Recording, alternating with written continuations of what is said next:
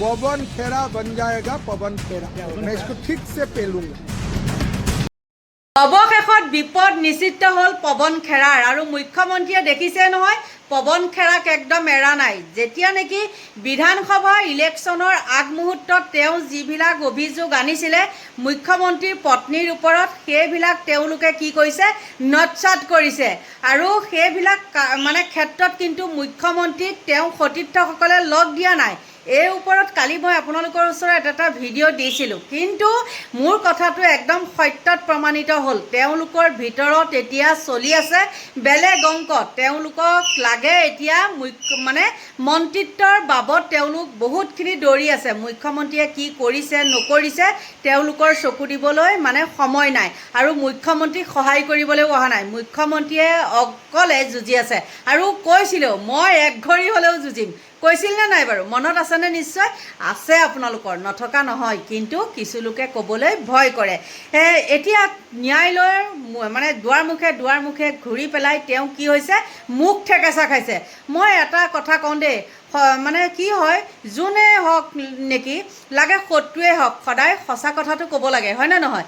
কিন্তু যদি এই ক্ষেত্ৰত এইটো মিছা আছিলে তেন্তে হ'লে সেইবিলাক কথা উলিয়াব নালাগিছিলে।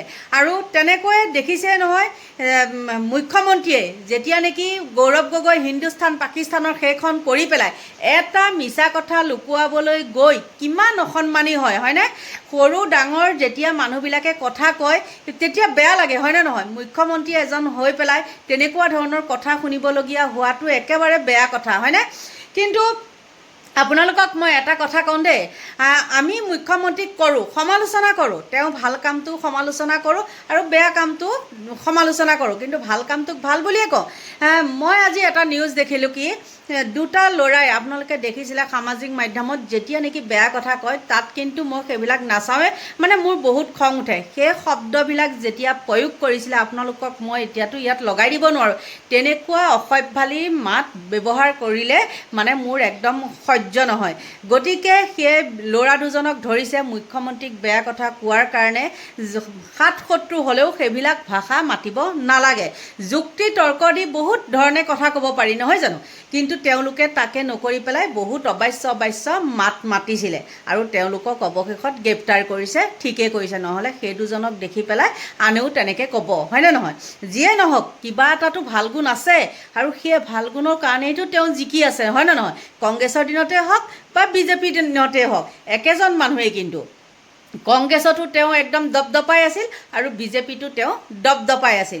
তেওঁ আশা পূৰণ হ'ল আৰু তাৰ পিছতো কেনেকুৱা কি আপোনালোকেতো দেখিছে কোটি কোটি টকা তেওঁ এতিয়া মানে ধাৰত পোত গৈ আছে। আৰু কিয় পোত গৈ আছে সেইটো হয়তো নক'লেও আপোনালোকে জানে। কিন্তু যিয়ে নহওক মই অকণমান সেই কথাখিনিৰ পৰা মানে ফালৰি কাটি আহিছিলোঁ দেই, আপোনালোকে ক্ষমা কৰিব। মই ক'বলৈ গৈ আছিলোঁ পৱন খেৰাৰ কথা। আৰু সেই পৱন খেৰাক এতিয়া মুখ্যমন্ত্ৰীয়ে কি কৰি দিলে, পৱন পেৰা কৰি পেলালে। গতিকে মই এইটোৱে জানো কোনেও মিছা কিছুমান এইবিলাক অপপ্ৰচাৰ কৰিব নালাগে। যদি কৰিছে সেইবিলাক সময়ৰ সকলো গম পাবই, কাৰণ কিছু কথা মানে কাৰো মুখত সোপা দি ৰাখিব নোৱাৰে, হয়নে? কিন্তু ইয়াতে এতিয়া মুখ্যমন্ত্ৰী সেই কথাটো তেনেকৈ কোৱাৰ কাৰণে পূৰা মুখ্যমন্ত্ৰীৰ গাত লাগিছে। তেওঁ এঘড়ী হ'লেও যুঁজি আছে, কয় নহয় মুখ্যমন্ত্ৰীয়ে মই এঘড়ী হ'লেও যুঁজিম, সেই এঘড়ী হ'লেও যুঁজি আছে। কিন্তু কুংকি চৌধুৰী সিদিনাখন দেখিছেনে তেওঁলোকৰ বিজেপিৰ 501 নম্বৰ কোঠাৰ পৰা IT চেলৰ এজনে কি কৰিছে, AI দ্বাৰা তেওঁ মদৰ বটল বাকি থকা তেনেকুৱা ফটো ভাইৰেল কৰিছে। গতিকে যোনেই নহওক কিয় XYZ যোন দলেই নহওক কিয় তেনেকুৱা ফালতুমি কাম কেতিয়াও কৰিব নালাগে। ইমান তললৈ যোৱা কাম কৰিব নালাগে। মই মোৰ ফালৰ পৰা কৈছোঁ, আপোনালোকৰ ফালৰ পৰা কি কয় মই নাজানো, কিন্তু মোৰ এটা বিশ্বাস মই যেতিয়া কথাখিনি কওঁ হয়তো আপোনালোকে দেখিছে কিছু লোকেহে মোক মানে হেৰি কৰে, মানে এইটো সেইটো এনেকুৱা নহয় এনেকৈ কিছুমানে কয়, কিন্তু প্ৰায়খিনি মানুহে মোক ৰাইট বুলিয়ে কমেণ্ট কৰে আৰু কালি মই যিটো ভিডিঅ' দিছিলোঁ তাত মই মুখ্যমন্ত্ৰীৰ কিছু ভাল গুণ কৈছিলোঁ আৰু সেই ভাল গুণত তেতিয়া মোক কৈছে বাচ্চা ল'লে এনেকুৱা হয় নেকি সেইটো বুলি মই কোৱা নাই সেই ছাইডত মই বুজাবলৈ যোৱা নাই তেওঁ যে যেনেকৈ আলু হৈ পেলাই সকলোকে মিলাই দিব পাৰে মই সেইটো কথা কৈছিলোঁ তেওঁ ওচৰত ধনী দুখীয়া কোনো নাই লেতেৰা কাপোৰ চেতেৰা কাপোৰ সেইবিলাক একো নাই আপোনালোকে চাবচোন ৰোড শ্ব'বিলাকতেই হওক বা য'তেই নহওক তেওঁক গৈ পেলাই সকলোৱে সাৱটি ধৰে তেওঁ সকলোকে সাৱটি ধৰে মই সেইটো কথাহে ক'বলৈ গৈছিলোঁ আৰু সেইজনে যোনে মোক সেই কমেণ্টটো কৰিছে বহুত দীঘলকৈ কমেণ্টটো কৰিছে গতিকে মই তেওঁক একো বেয়া পোৱা নাই হ'লেও মানে ভাল গুণখিনিও ক'ব লাগিব নহয় জানো এতিয়া মই বেয়া গুণখিনি কৈ অকল যদি মই মুখ্যমন্ত্ৰীক তেনেকৈ কৰি থাকোঁ কাইলৈ যদি মই উদাহৰণ কৰি মোক যদি কাইলৈ ধৰি নিয়ে আপোনালোক আহিবনে তেতিয়া কিন্তু আপোনালোকে নিজে ক'ব এজনীয়ে এনেকৈ কৈ আছিলে ভালেই হ'ল দেই এক নিছে ক'বনে নকয় বাৰু কওকচোন গতিকে চালি জাৰি চাই কথা ক'ব লাগিব কিছুমান কথা কোৱাৰ আগত যুক্তি দৰ্শাই পেলাইহে কথাখিনি ক'ব লাগিব যাতে মই কথাটো ক'লে 10জনেও সেই কথাটোত ভয় দিয়ে হয় নে নহয় বাৰু গতিকে বন্ধু বান্ধৱীসকল সেই পৱন খেৰাকৰ কথাকে কৈছোঁ যদি সেইখিনি সঁচাই আৰু মোৰ মতেও কিন্তু সঁচা যেনে লাগে দেই মিছা এটা তেনেকুৱা ইমান এজন ডাঙৰ মানুহে মিছা কথা ক'ব নোৱাৰে বুলি ভাবোঁ কিন্তু আকৌ মানে অবিশ্বাসো হৈ যায় কাৰণ কিয় জানেনে কাৰণ হিমন্ত বিশ্ব শৰ্মাই যেনেকুৱা কথা কিছুমান সজাই পৰাই মিছা কথা কৈ দিব যেনে মই উদাহৰণটো আপোনালোকক দিলোঁৱেই গৌৰৱ গগৈৰ লগতে যিখিনি কৰিলে হয়নে নহয় তেওঁতো মিছা কথা কৈছে গতিকে সেইটো আৰু ভগৱান জানে সেইবিলাক সময়ত ওলাব কিন্তু তথাপিও মানে এতিয়া সাৰিব পৰা নাই পৱন খেৰা আৰু আপোনালোকক কি ক'ম চালেহে আপোনালোকে বুজি পাব আপোনালোকে চাওক पवन खेरा बन जाएगा पवन खेरा मैं इसको ठीक से पेलूंगा বিপদ নিশ্চিত কংগ্ৰেছ নেতা পৱন খেৰাৰ যিকোনো মুহূৰ্তত গ্ৰেপ্তাৰ হ'ব পৱন খেৰা গুৱাহাটী উচ্চ ন্যায়ালয়ত মুখ ঠেকেচা খেৰাৰ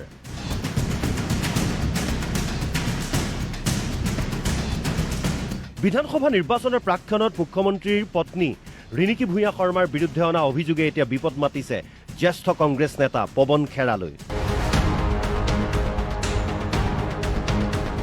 সংবাদমেলযোগে পৱন খেৰাই মুখ্যমন্ত্ৰী পত্নীৰ বহিৰাষ্ট্ৰৰ নাগৰিকত্বৰ লগতে সম্পত্তিৰ তথ্য প্ৰমাণ দাঙি ধৰিছিল খেৰাৰ এই অভিযোগৰ পাছতে ক্ৰাইম ব্ৰাঞ্চত গোচৰ ৰুজু কৰিছিল মুখ্যমন্ত্ৰীৰ পত্নীয়ে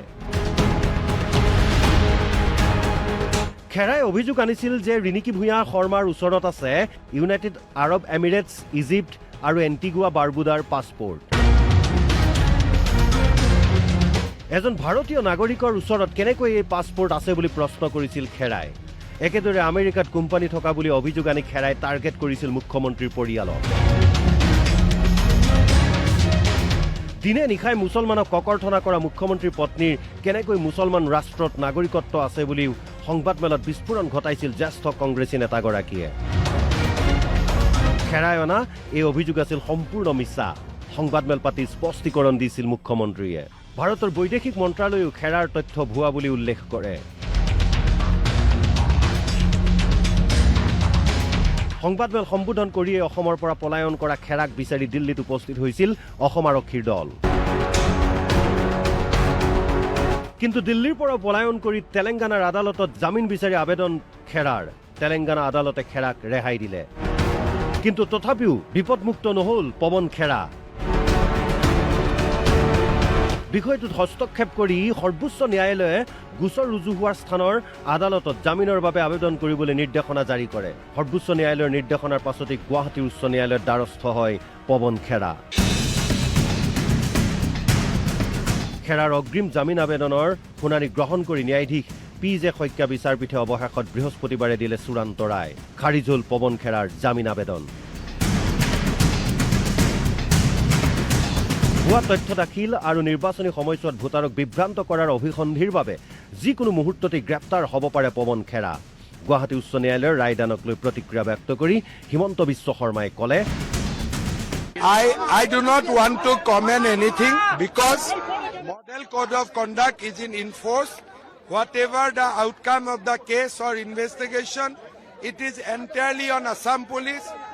I will review the case only after 4th May if I come back to power. ইপিনে এই ৰায়ক লৈ প্ৰতিক্ৰিয়া অসম চৰকাৰৰ মহাধিবক্তা দেৱজিৎ শইকীয়াৰ কোৰ্টে কৈছে যে আমি তেওঁক এণ্টিচিপেটৰী বেইল দিব নোৱাৰোঁ, তেওঁক কাষ্টডিত লৈ ইণ্টাৰগেশ্যন কৰাৰ দৰকাৰ আছে, যিহেতু তেওঁ কৈছে এই ডকুমেণ্টছখিনি তেওঁৰ লগত আছে। নম্বৰ 1, তেওঁক জানিব লাগিব অসম পুলিচে যে তেওঁক কোনে এই কাগজখিনি ছাপ্লাই কৰিলে আৰু তেওঁ ক'ৰ পৰা পালে আৰু তেওঁৰ যিসকলে তেওঁক দিছিলে তেওঁলোকে কিহৰ ভিত্তিত এই কাগজখিনি আনিলে। এই গোটেই কথাখিনি জানিবৰ কাৰণে তেওঁক এৰেষ্ট কৰাটো বাঞ্ছনীয় বুলি কোৰ্টে অবজাৰভেশ্যন দিছে। কোৰ্টে খুব ক্লিয়াৰলি কৈ দিছে যে পৱন খেৰাৰ নিচিনা ব্যক্তি এজনে এণ্টিচিপেটৰী বেইল পোৱাৰ যোগ্য নহয়, যিহেতু তেওঁ পুলিচৰ পৰা আঁতৰি আছে, পুলিচে তেওঁ কোঅপাৰেট কৰা নাই, তেওঁ ডকুমেণ্টছখিনি থকা বুলি কৈছে, কোৰ্টত জমা দিয়া নাই, বিভিন্ন কাৰণ দি পেলাই তেওঁ কোৰ্টে ক'লে যে he does not deserve to get anticipatory bail. P J Saikia বিচাৰপীঠৰ ৰায়দানক লৈ প্ৰতিক্ৰিয়া ব্যক্ত কৰিলে বিজেপিৰ মুখপাত্ৰ শাহজাদ পুনাৱালায়ো। पवन खेड़ा ने झूठे दस्तावेज के आधार पर, forge documents, AI Photoshop generated documents के आधार पर असम के मुख्यमंत्री और असम की बेटी, उनकी धर्मपत्नी को टारगेट किया था। ये सब इस्लामाबाद पाकिस्तान के इशारे पर हुआ, क्योंकि किसी प्रकार से हिमंता बिस्वा शर्मा की राजनीतिक हत्या और असैसिनेशन करवानी थी, तो झूठ के आधार पर इंटरनेशनल डॉक्यूमेंट्स फोर्ज किए गए। ये फोर्जरी का मामला है, ये क्रिमिनल मामला है, और अब पवन खेड़ा राहुल गांधी के बब्बर शेर नहीं, भीगी बिल्ली की तरह छुप रहे हैं, भाग रहे हैं। सत्यमेव जयते, सत्य की जीत हुई। পৱন খেৰাই এতিয়া নিজকে বচোৱাৰ বাবে অন্তিম পথ হৈছে সৰ্বোচ্চ ন্যায়ালয়। গুৱাহাটী উচ্চ ন্যায়ালয়ৰ ৰায়ক প্ৰত্যাহ্বান জনাই সৰ্বোচ্চ ন্যায়ালয়ৰ দ্বাৰস্থ হ'ব পাৰে খেৰা, কিন্তু সৰ্বোচ্চ ন্যায়ালয়ত যে খেৰাৰ পক্ষে ৰায়দান আহিব তাৰ আশা ক্ষীণ। এক কথাত ক'বলৈ গ'লে কাৰাগাৰৰ আলহী হ'বলৈ গৈ আছে জ্যেষ্ঠ কংগ্ৰেছ নেতাগৰাকী। দেখিলে নিশ্চয় বন্ধু বান্ধৱীসকল, গতিকে এইখিনি আছিলে মোৰ ক'বলগীয়া। ভিডিঅ'টো সৰু কৰিছোঁ, বৰষুণো আহি আছে, গতিকে আপোনালোকক ভগৱানে ভালে কুশলে ৰাখক তাকেই কামনা কৰি মোৰ ভিডিঅ'টো ইমানটা সামৰণি মাৰিছোঁ। Bye bye.